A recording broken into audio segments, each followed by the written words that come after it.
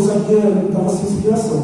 Aí ele pegou o Salmo 40 e escreveu: eu esperarei pacientemente no Senhor. Olha o Bonovox cantando isso lotadas nos shows, né? Ele se inclinou e ouviu o meu clamor, ele me tirou do abismo para fora do lamaçal. Eu cantarei uma nova canção ao Senhor. Isso é a letra do Bonovox cantando salmos. Então, os salmos são melodias. E ele colocou isso numa música, né? E depois vai no YouTube e coloca isso, olha que interessante ele cantando os salmos, né? Queria contar uma história para vocês. Não sei se você já ouviu essa frase aqui, ó, que é Keep calm and carry on. Já ouviu esse símbolo aqui? Alguém já viu esse slogan? É famoso, né?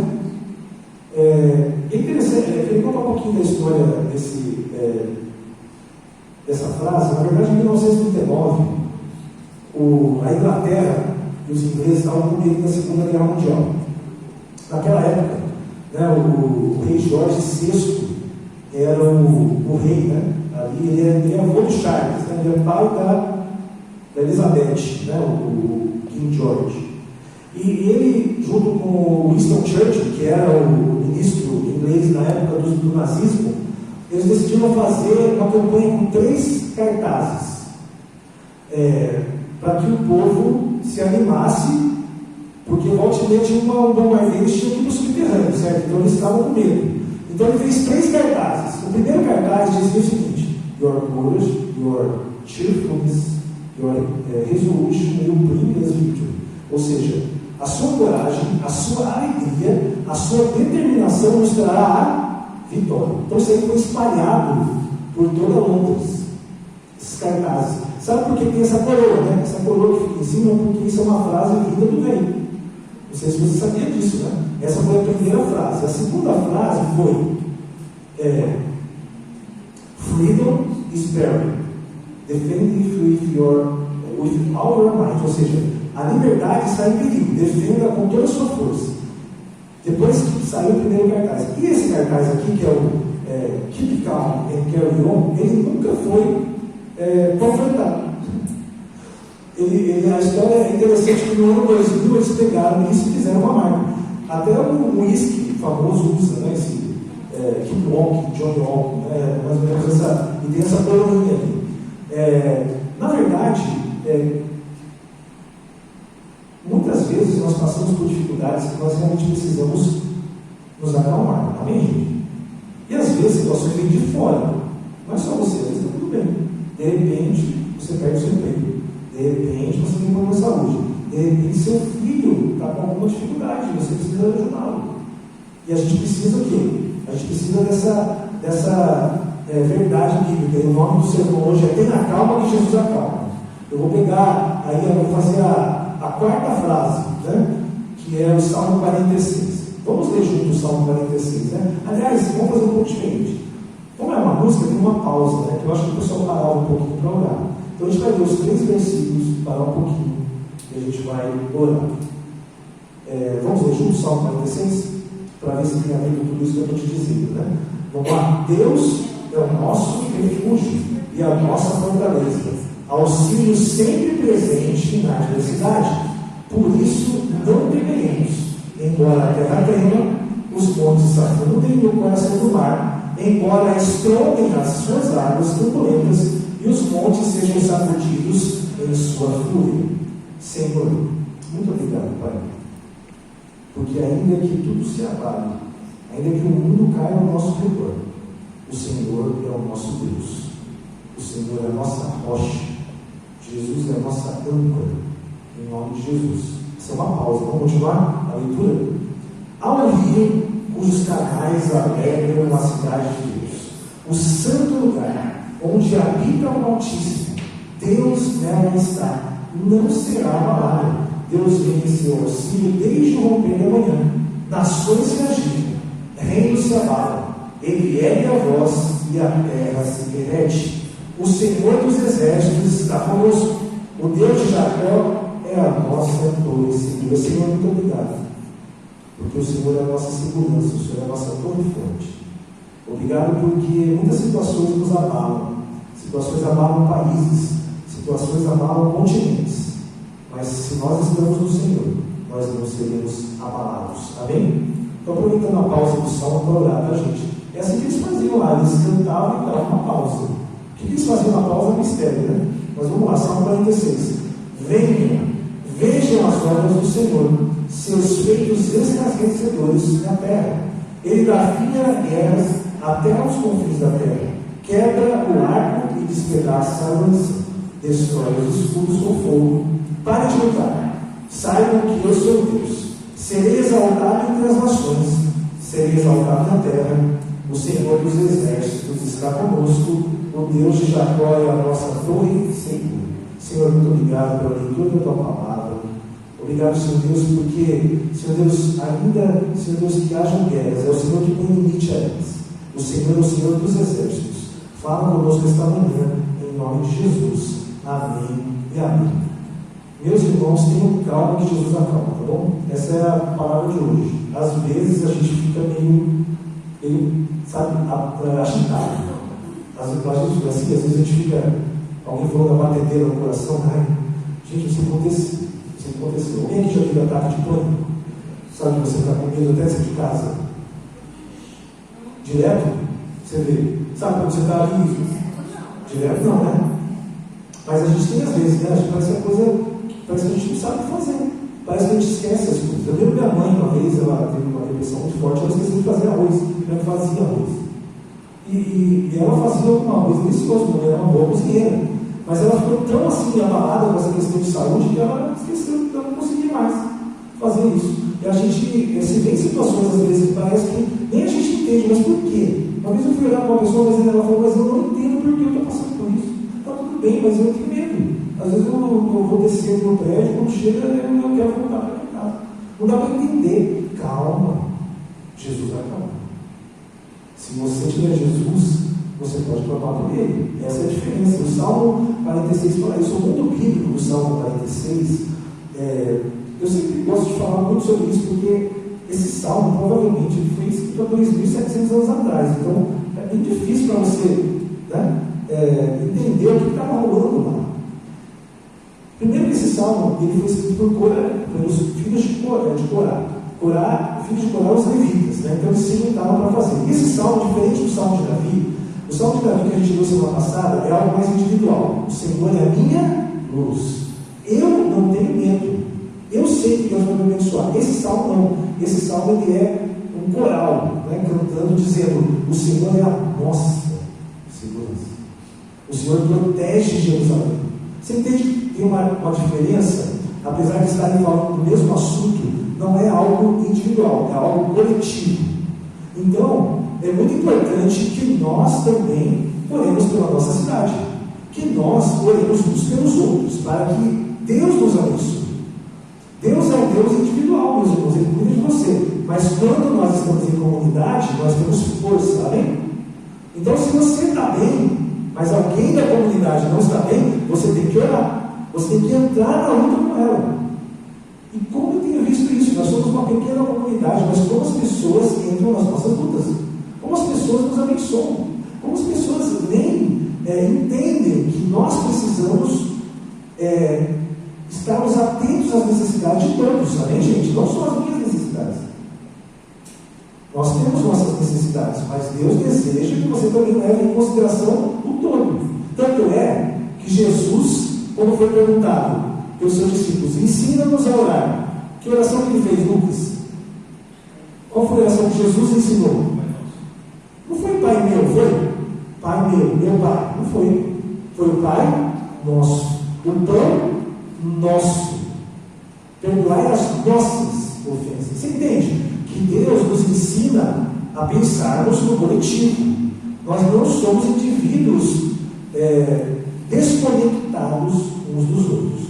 Então, ali, a cidade de Jerusalém, há 700 anos, estava sendo ameaçada pelos assírios. Os assírios eram um império que estava invadindo, já tinha invadido Judá. Esse salmo aqui, o 46, ele foi escrito 300 anos depois do salmo da semana passada, do salmo 27. Davi faz esse salmo, conquista Jerusalém, e 300 anos depois, os assírios vêm e sitiam a cidade de Jerusalém. Deu para entender o contexto? O pessoal estava dentro da cidade de Jerusalém, os judeus, os israelitas, e do lado de fora estava um exército de 200 mil homens assírios, querendo o quê? Destruir, né? Destruir ali o povo de Deus, né? Quais eram os personagens dessa época? Primeiro, está aparecendo aí, gente, tá, né? Profeta Isaías. Vocês conhecem, já ouviram falar do profeta Isaías, é um profeta bem conhecido. Ele é o profeta que escreveu o maior livro do Velho Testamento, né? Um dos profetas é o profeta Isaías. Ele chegou para um rei, que é outro personagem, que era o rei dessa época, que os assírios estavam atacando. Quando foi escrito esse salmo, que esse salmo é um salmo de vitória. Isso quer dizer que eles ganharam a luta. Mas eles estavam cercados por 200 mil assírios, presos em Jerusalém pelas muralhas. Deu para entender a situação? E o rei Ezequias era o rei de Jerusalém, de Israel. Então tinha o rei de Judá e tinha o rei de Israel. O rei de Judá já tinha se derrotado e agora eles estavam na frente de Jerusalém, dizendo: agora nós vamos destruir essa cidade. Isso 700 anos antes de Cristo. O rei Ezequias, não sei se você se lembra, mas ele foi aquele rei que ele recebeu uma sentença do profeta Isaías. Ele falou: rei Ezequias, você vai morrer. Prepara suas coisas, porque você vai morrer. Isaías disse isso para Ezequias. Está lá no livro de Reis. Mas olha só, gente.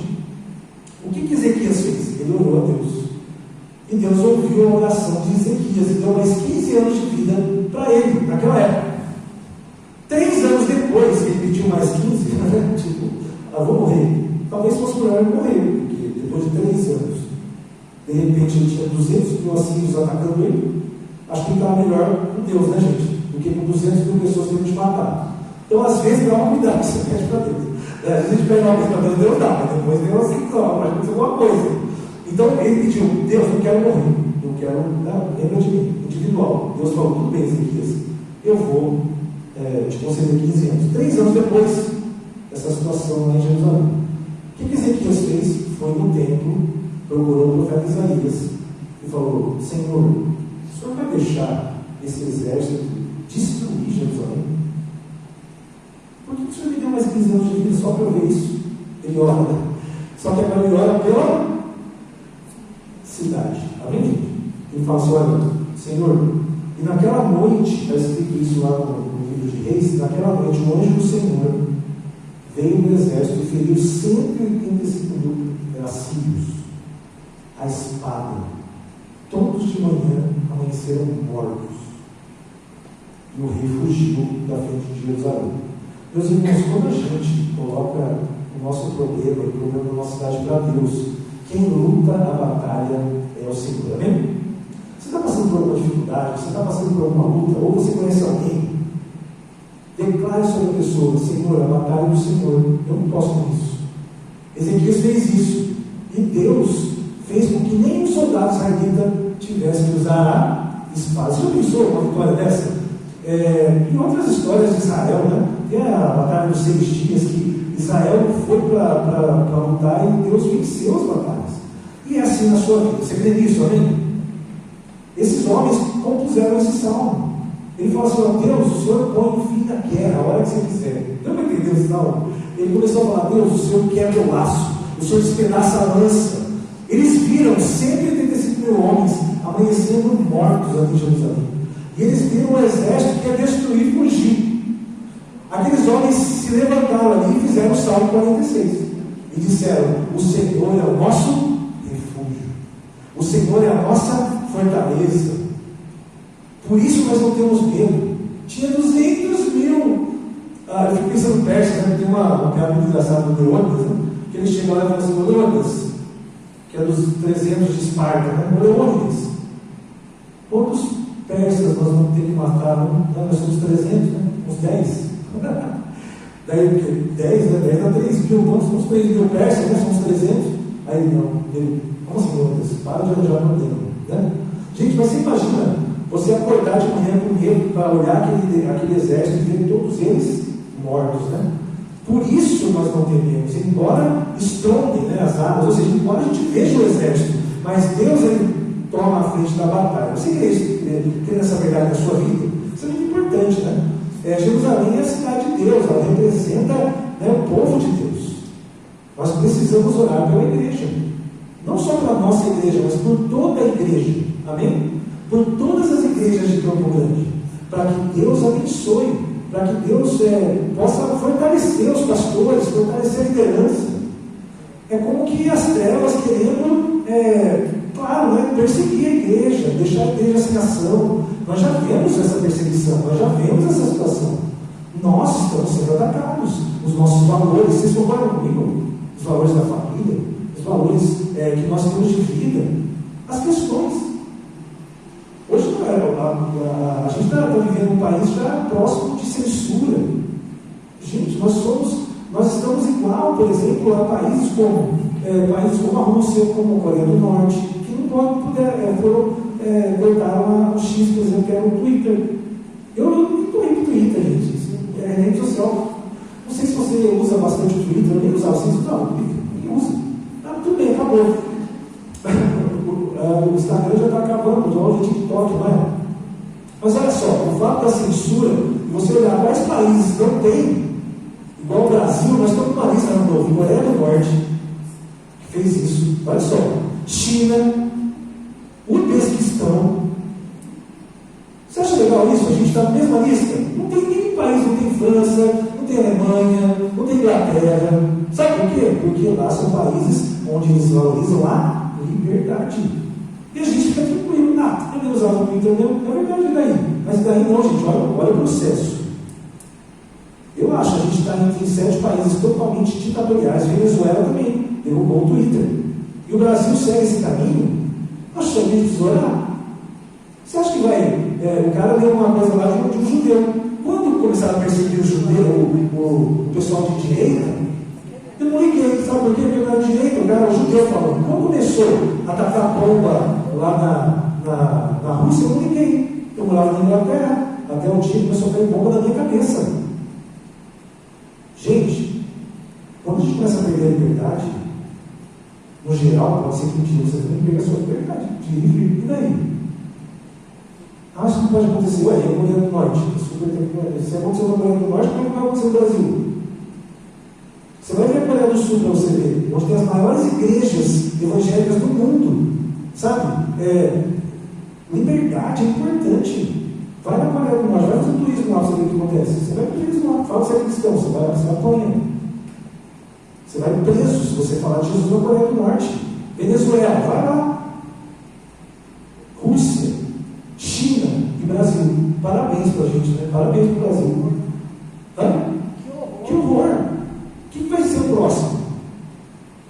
Tudo bem, vai achando isso. Hoje você não usa, mas se não for alguma coisa que é para você, vai acontecer. Agora é hora de você falar como eles falavam. Jerusalém, nós não nos esquecemos de você. Amém, gente? Sabe, Campo Grande, nós não esquecemos de você. Brasil, nós não esquecemos de você. Sabe, nós queremos ver o Senhor dando alegria para o povo brasileiro. Isso é salmo, gente. Isso é um salmo. E isso é a mensagem poderosa de salmos. É uma mensagem para nós hoje. E nós estamos assim. A pergunta que o salmo nos traz é: onde que nós buscamos refúgio quando o mundo ao nosso redor está desmoronando? Se você morasse há 2 meses atrás em Porto Alegre, como é que ia ser a sua vida? Tudo bem, né? Parece coisa distante. Mas se você morasse em Porto Alegre há 2 meses atrás, como que você ia fazer? Quando você ia lá no postinho lá, né? E está sob a água até o teto. A escola, nota 10, né? Tivesse até a nota 9 de água. E daí? Como é que você ia fazer? O shopping alagado, o aeroporto alagado, como é que você ia fazer? Está vendo como a gente não é comigo? Tudo bem. Aqui nem shopping, nem comprando. Mas, refugiados climáticos.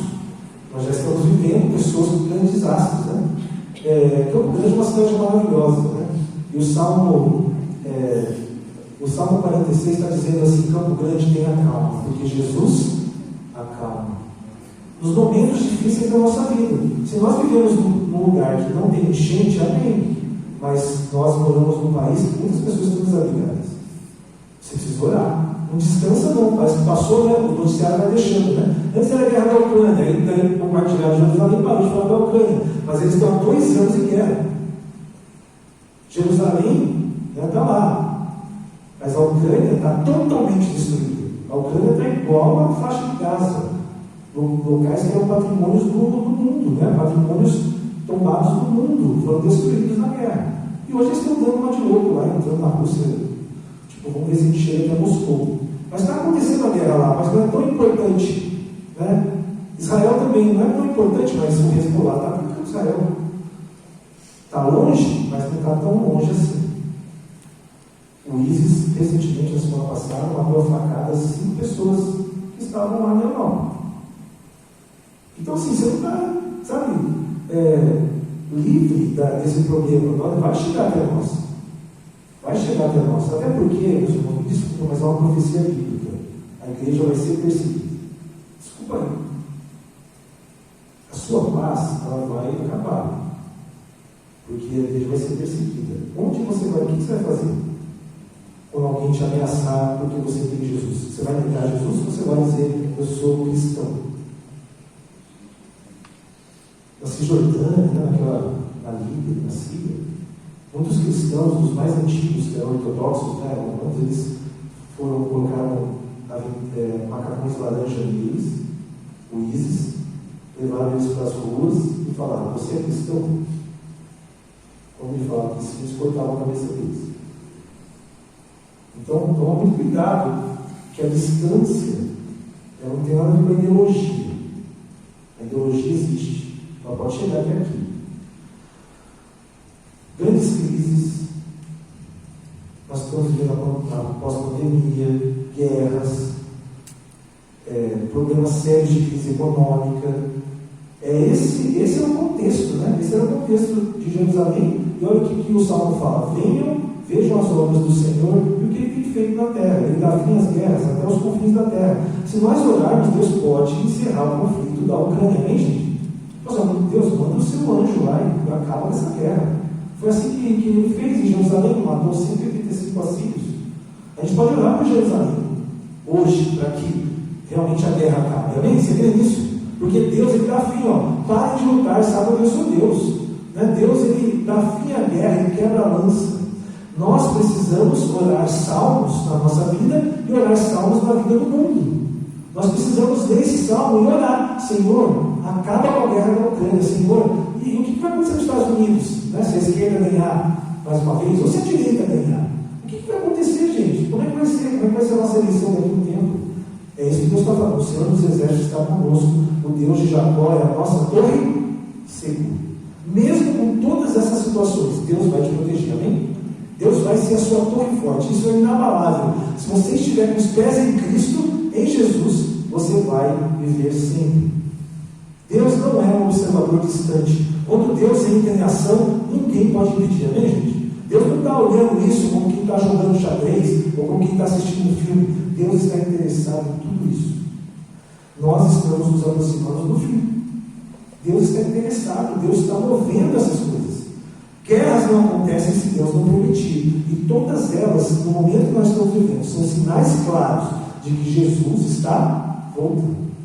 Como que você vai ser daqui a 10 anos? A gente não sabe nem que profissão vai existir. Nós achamos que as coisas estão indo, mas uma coisa eu digo: Deus não muda, amém? Ele permanece para sempre.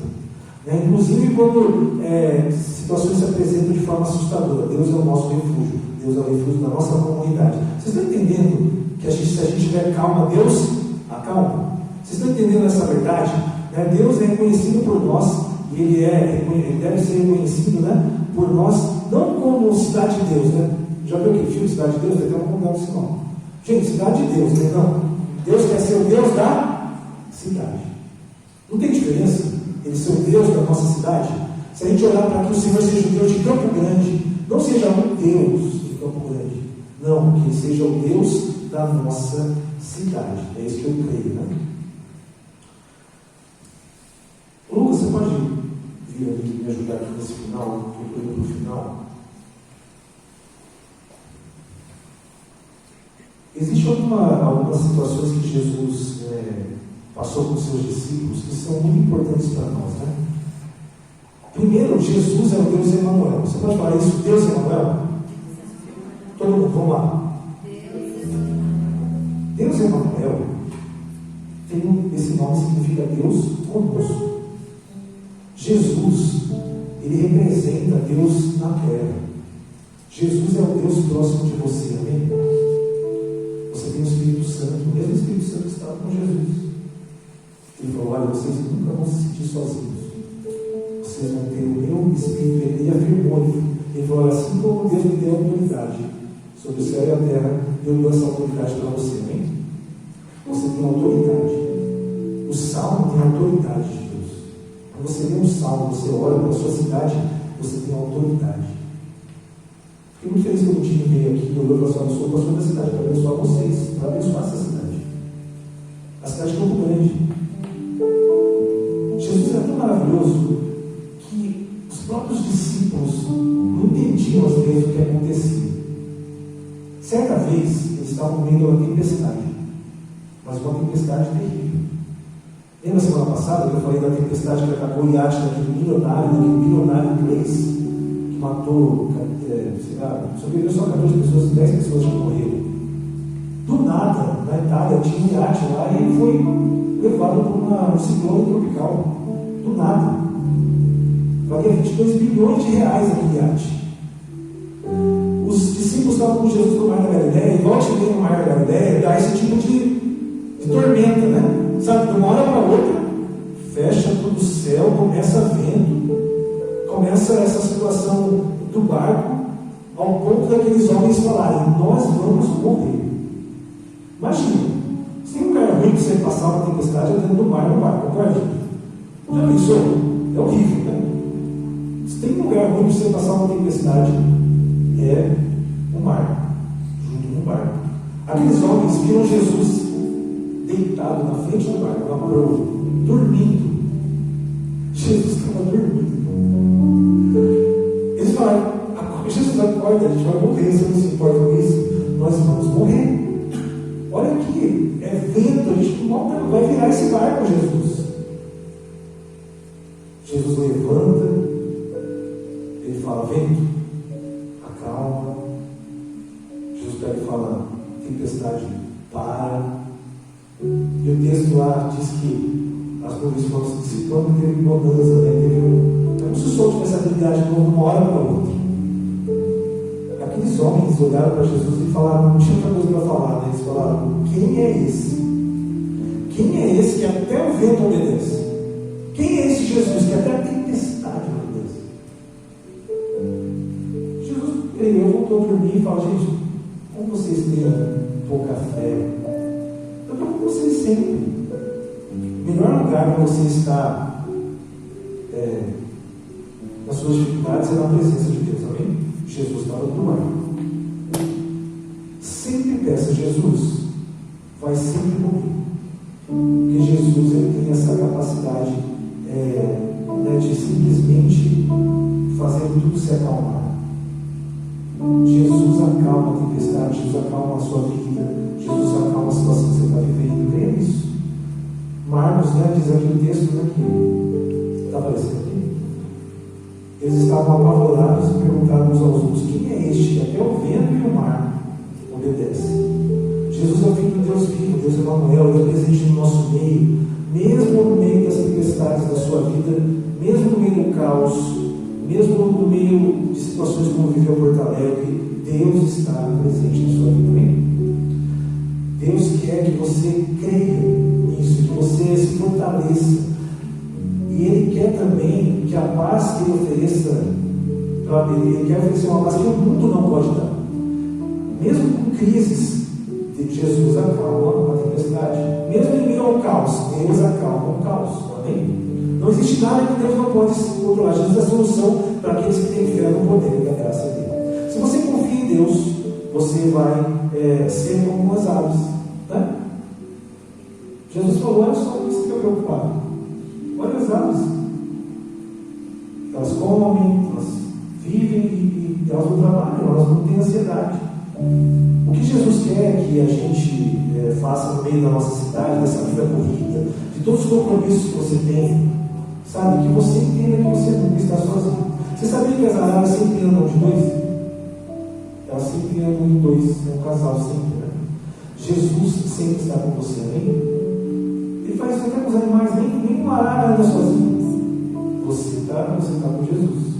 Jesus, ele vai dizer o momento certo da sua crise passar, amém? Ele vai te dar a vitória na hora certa. Eu não sei o que você está passando, né? Nós estamos orando pela Renata, pela saúde dela, né? Está todo mundo aqui orando pela unidade. Essa semana vai ter unidade de 20% lá, já pensou? O deserto do Atacama tem 19%. Essa grande está quase vivendo no deserto, né, do Atacama, né? Então vamos orar por isso, né? Para que Deus tenha misericórdia, porque as doenças crescem, as pessoas estão mais com vírus. Não sei como é que está lá, Verusca, você que é da área da saúde, Verusca, como é que está lá? Muita gente indo consultar por causa dessa questão do tempo, problema de gripe, na verdade. Vamos ficar de pé, meus irmãos, vamos orar pela nossa cidade. Essa semana